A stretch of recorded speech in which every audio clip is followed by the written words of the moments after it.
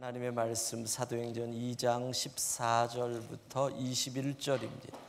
교독하겠습니다. 제가 먼저 14절을 읽겠습니다. 베드로가 11사도와 함께 서서 소리를 높여 이르되 유대인들과 예루살렘에 사는 모든 사람들아, 이 일을 너희로 알게 할 것이니 내 말에 귀를 기울이라.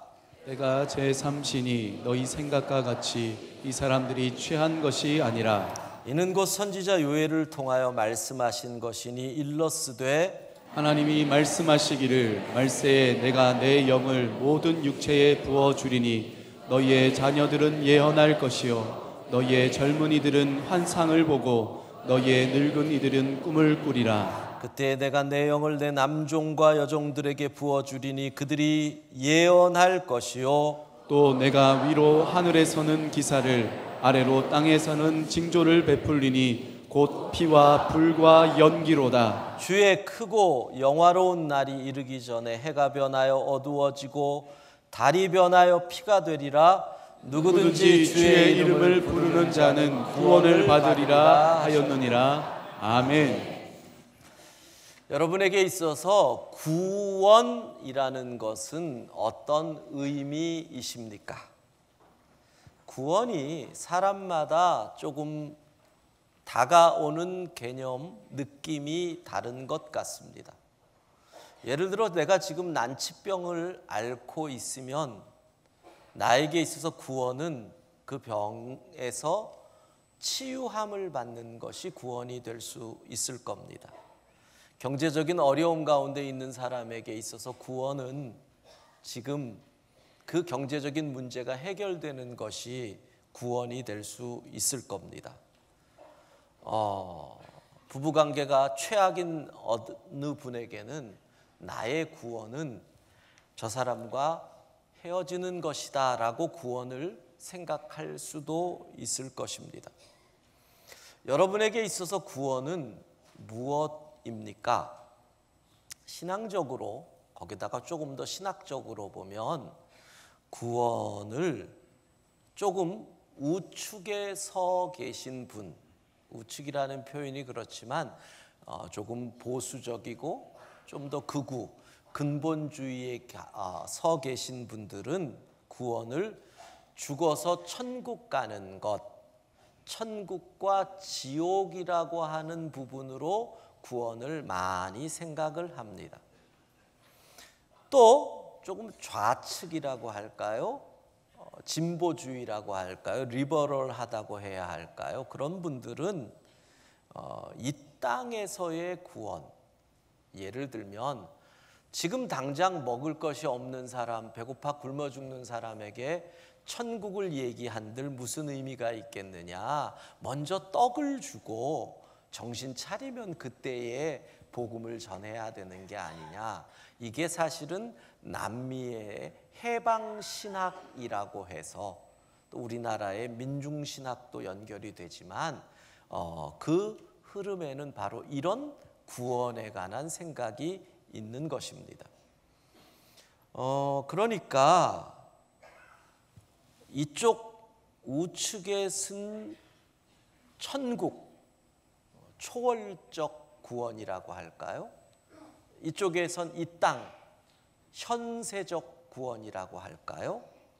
그러나 그 둘 다 공통의 분모는 예수를 믿어서 천국에 가는 것이고 예수님의 사랑으로 배고픈 사람에게 떡을 주는 것이니까 공통적으로 예수 그리스도를 통한 구원이라는 것은 누구도 부인할 수는 없습니다.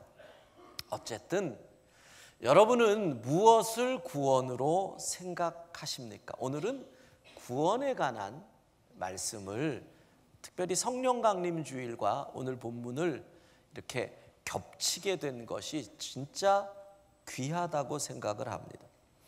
구원을 우리가 생각하려면 성경적 관점에서 먼저 우리가 구원이 필요하게 된 그 과거로 돌아가야 됩니다.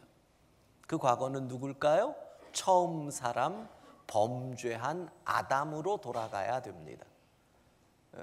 아담의 범죄로 인해서 우리에게 구원이 필요한 우리의 부족한 상황이 되어 버렸거든요.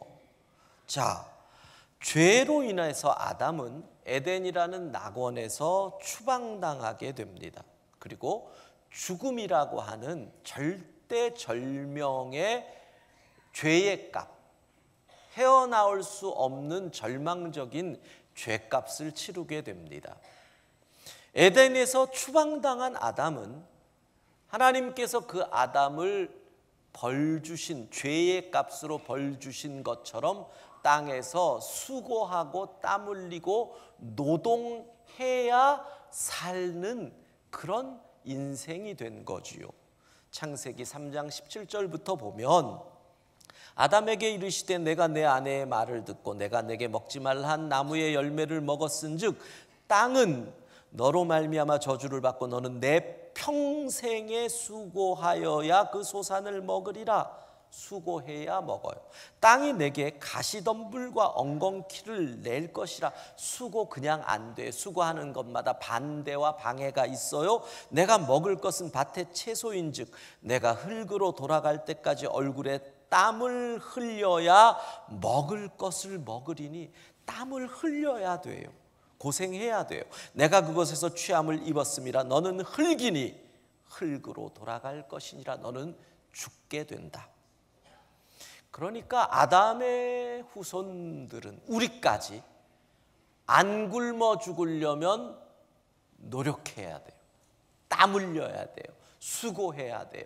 고생해야 먹고 살게 된다는 거예요.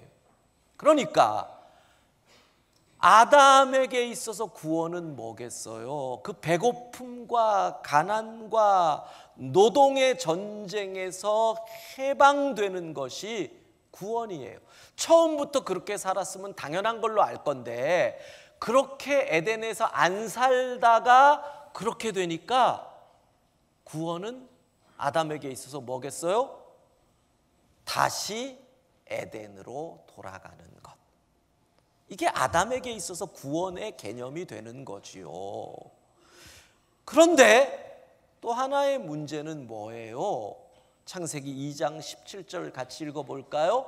선악을 알게 하는 나무의 열매는 먹지 말라. 내가 먹는 날에는 반드시 죽으리라 하시니라. 예, 죄의 결과, 불순종의 결과로 죽음이 왔다는 거예요.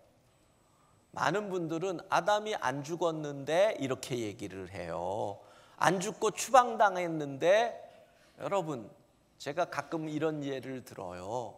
열대지방 괌이나 하와이나 이런 데 가보면 태풍이 한번 불면 이런 아름드리가 그냥 무너져 뿌리채 뽑혀 넘어져 있는 걸 볼 때가 있어요. 그런데 신기한 것은 뿌리가 뽑혀서 마른데도 나무 끝에 있는 이파리는 녹색 파래예요. 나무 끝에는 여전히 어떤 나무는 열매가 싱싱하게 달려 있어요. 물어봅시다. 그 나무 산나무예요? 죽은 나무예요? 죽은 나무예요. 뿌리 뽑힌 거는. 그러나 살아있는 것 같이 보이는 거예요. 남은 생명 사는 거예요. 한계 있는 인생이 돼버린 거예요. 아담, 생명의 근원이신 하나님과 끊어졌기에 그는 죽은 인생이 된 거지요.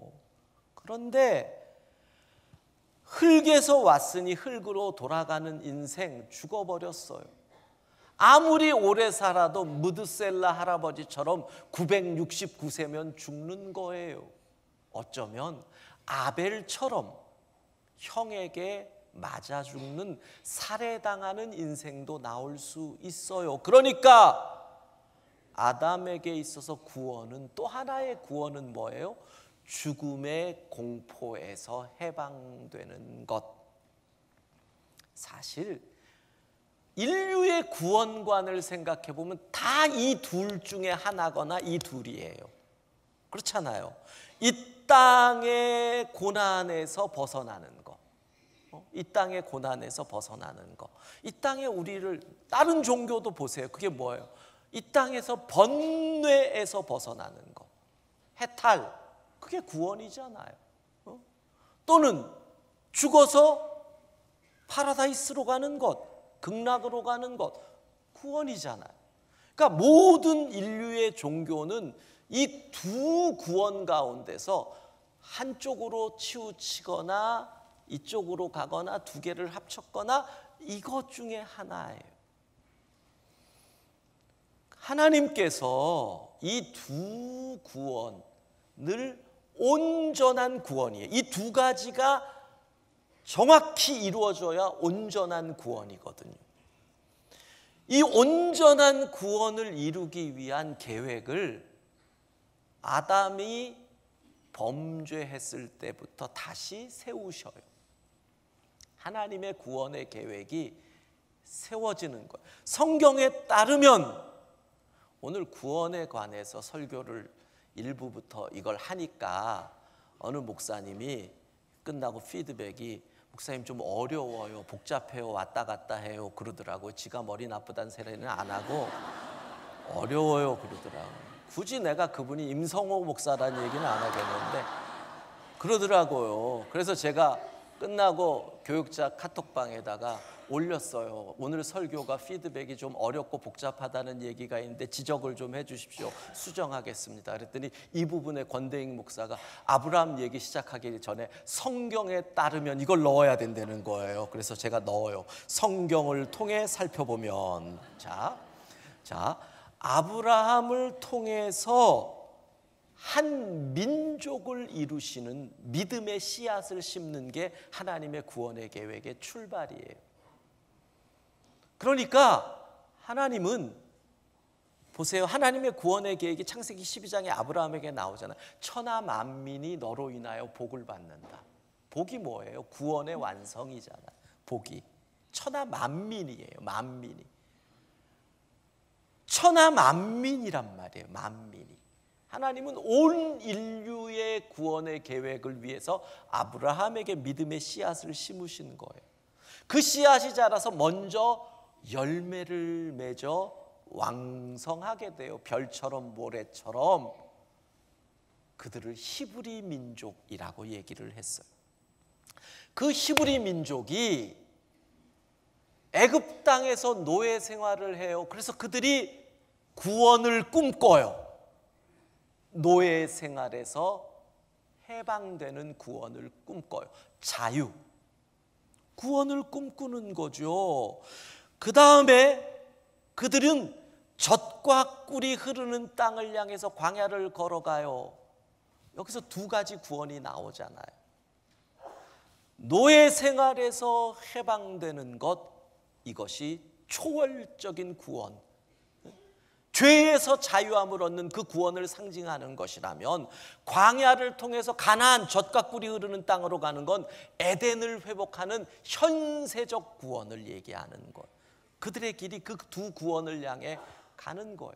그래서 하나님은 이스라엘 백성들을 이집트에서 끄집어내실 때 온전한 구원이 어떻게 오느냐를 맛보기로 보이시려고 그들이 어린 양, 죄 없는 흠 없는 어린 양을 잡아서 그 피를 문설주와 문지방에 바르게 하고 그 피를 본 죽음의 천사가 넘어가는 사건, 재앙, 10가지 재앙, 마지막 재앙을 통해서 봐라, 죽음의 천사, 죽음이라고 하는 것이 앞으로 한참 후에 내 아들 어린 양 예수의 피를 바르면 그 죽음이 넘어가는 참 구원이 올 것이다라는 것을 맛보기로, 신학적 용어로는 예표로 보여주시고 그렇게 구원을 이끌어가는 거예요. 어려우세요? 2층 어려우세요? 그럼 처음부터 다시 어려우시다니까 성경을 통해 살펴보면 아브라함에게 하나님께서 그래서 이제 이들이 가나안으로 들어가서 국가를 이루어요. 국가를 이루면서 이 국가에서 하나님의 구원이라고 하는 그 정체성을 위해서 이들은 아브라함의 자손이라고 하는 민족 정체성, 혈통 정체성을 갖고 그것을 지키기 위해서 할례라고 하는 의식을 해요. 조금 이따 이것 설명할게요. 그 다음에 그들이 사는 그 땅에서 에덴, 다시 말하면 현세적 구원을 이룰 방법으로 율법을 지키라. 율법을 지켜 행하면 이 땅에서 우리는 에덴을 회복할 수 있다. 이 땅의 구원을 얘기해요. 그러나 우리 인간이 죄로 인해서 안 된다. 결국은 망한다. 죄에서의 구원을 얻기 위해 제사를 행해요.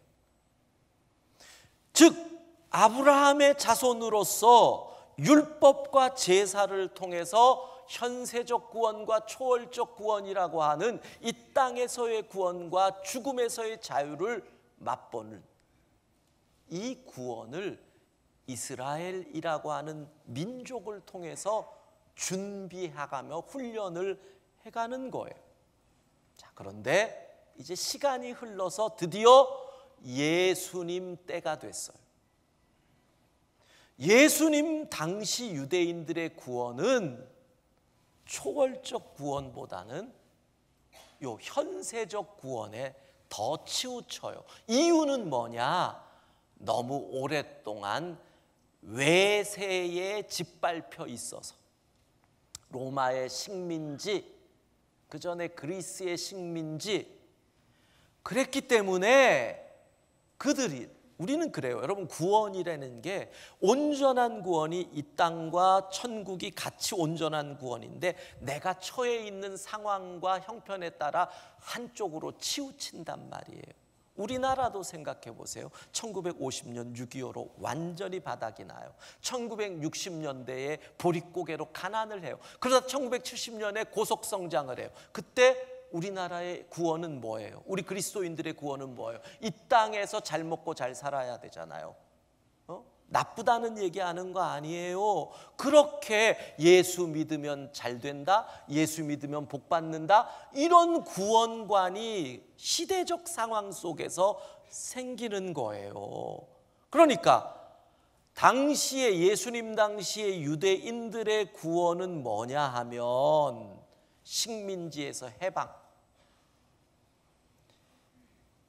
할례 받은 아브라함 자손들로 이루어진 강력한 나라가 돼서 로마의 통치를 벗어나서 도리어 하나님의 법으로 세계를 다스리는 강력한 국가, 이게 그들의 구원관이었어요. 물론 초월적 구원을 꿈꾸는 소수의 사람들이 사해 근처에서 집단 생활을 하고 쿰란이라고 하는 공동체를 이루기도 하고 세례 요한과 같은 사람들도 나타났지만 대다수의 사람들은 그런 구원을 꿈꿨다는 거예요.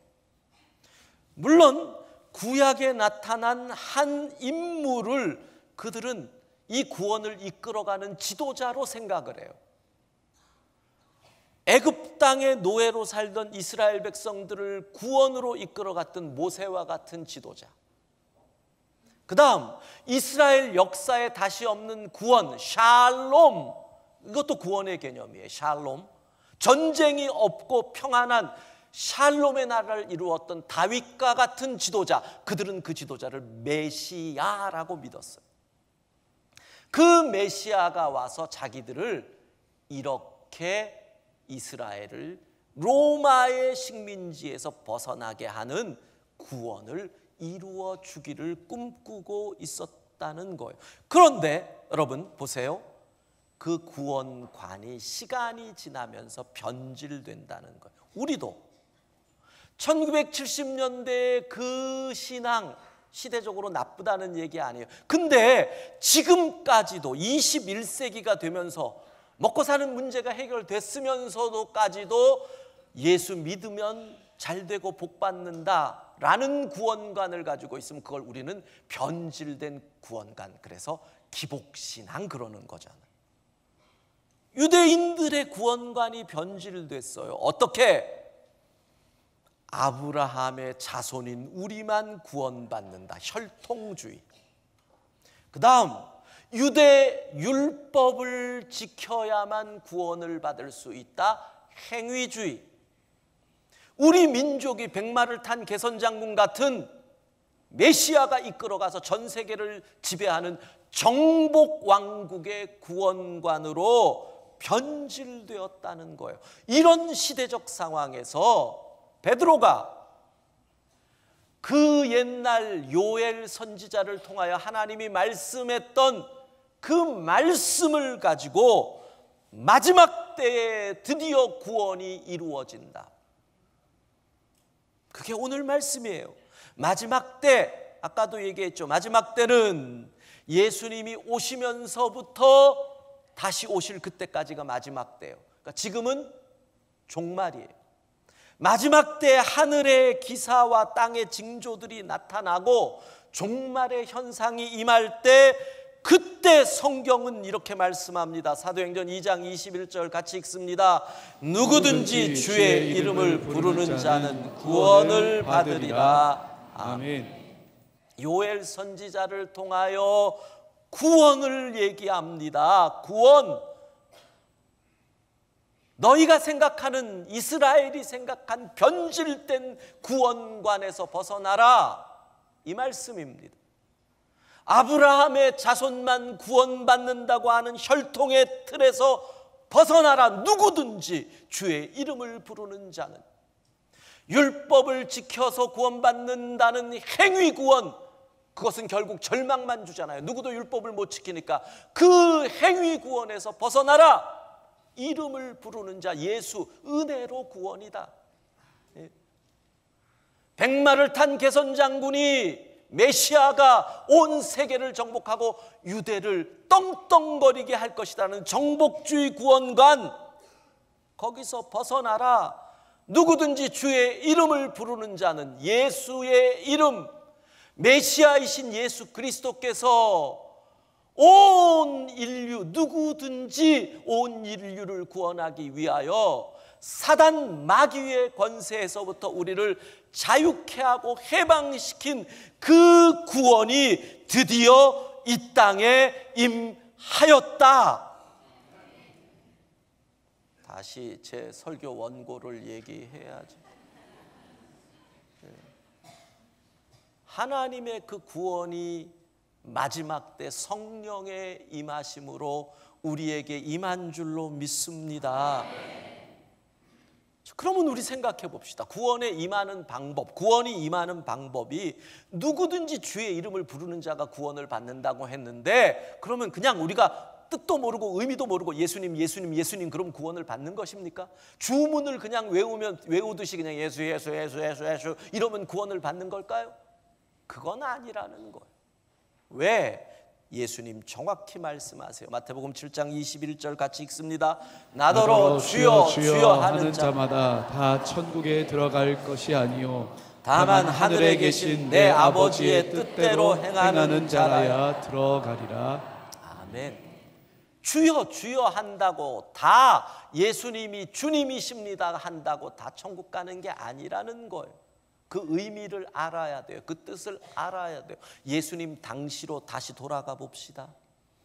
그들이, 노예는 자기 집안에 자기를 산 사람을 주인이라고 불렀어요.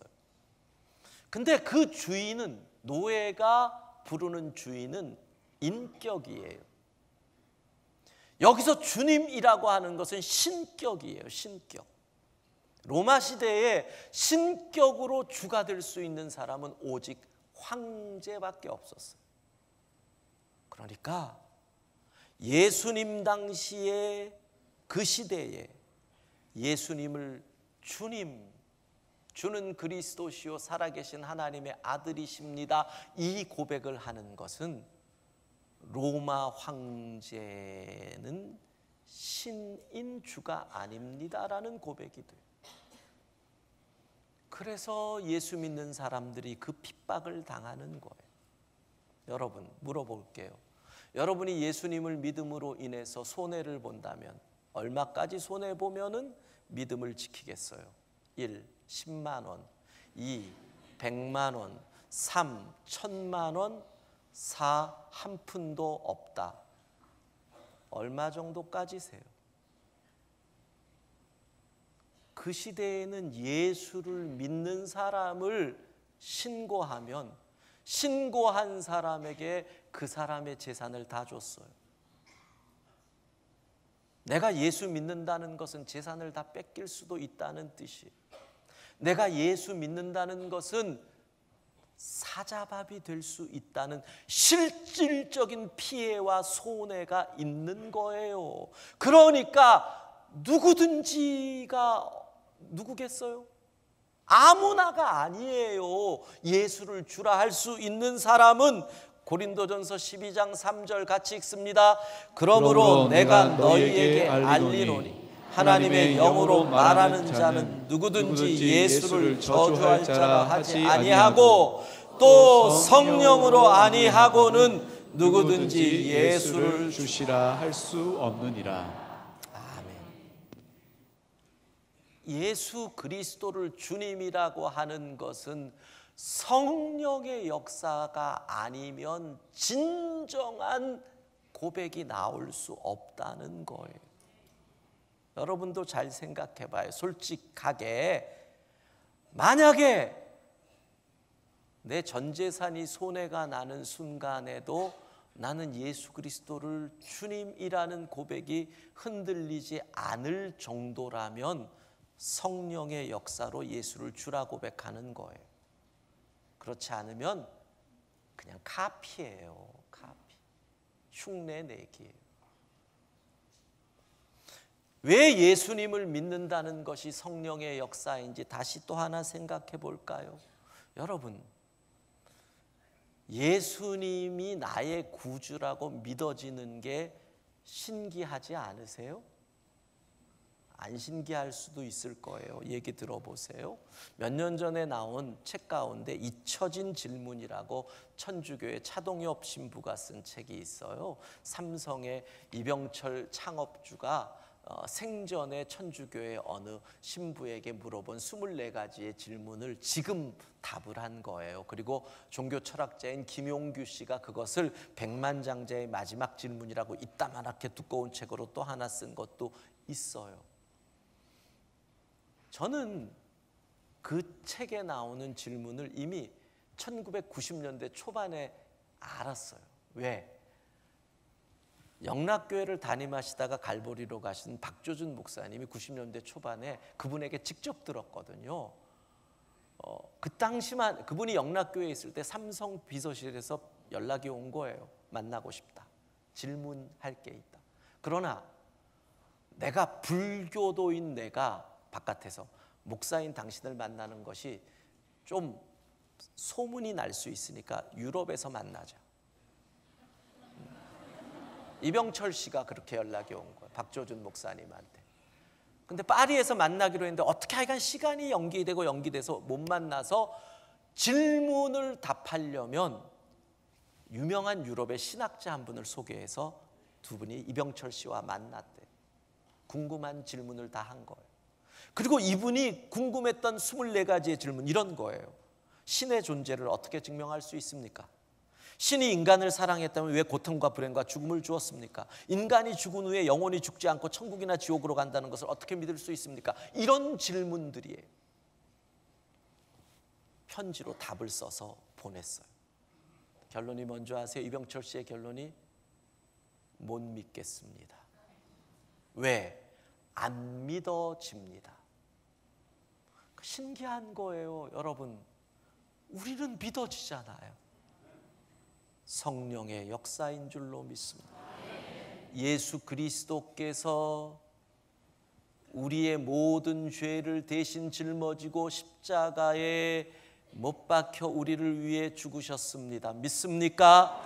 그분이 사망 권세 이기시고 3일 만에 부활하셨습니다. 믿습니까?